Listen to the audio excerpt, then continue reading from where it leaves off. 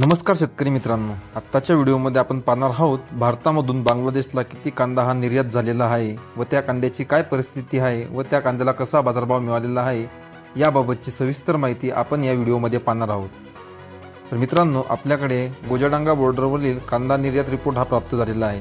मित्रांनो, काल गोजाडांगा बॉर्डरवरून 43 गाड्यांची निर्यात झालेली आहे, तसेच 17 गाड्या या शिल्लक आहेत। तसंच मेहंदीपूर बॉर्डरवरून 48 गाड्यांची निर्याती झालेली आहे, तसेच 12 गाड्या ह्या शिल्लक आहेत। टोटल भारतातून बांगलादेशमध्ये 91 गाड्यांची निर्याती झालेली आहे।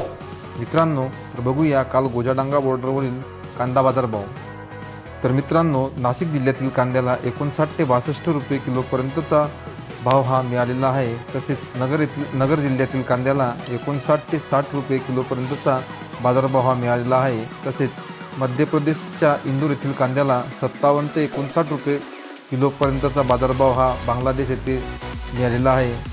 तर धन्यवाद शेतकरी मित्रांनो, आपण माझा व्हिडिओ शेवटपर्यंत बघितल्याबद्दल। व्हिडिओ आवडला असेल तर एक लाईक नक्की करा। अशा शेतीविषयक नवनवीन योजना व रोजचे कांदा बाजारभाव आणि कांद्याविषयी बातम्या जाणून घेण्यासाठी आमच्या शेतकरी कट्टा या चॅनलला लाईक, शेअर आणि सबस्क्राईब करा। धन्यवाद।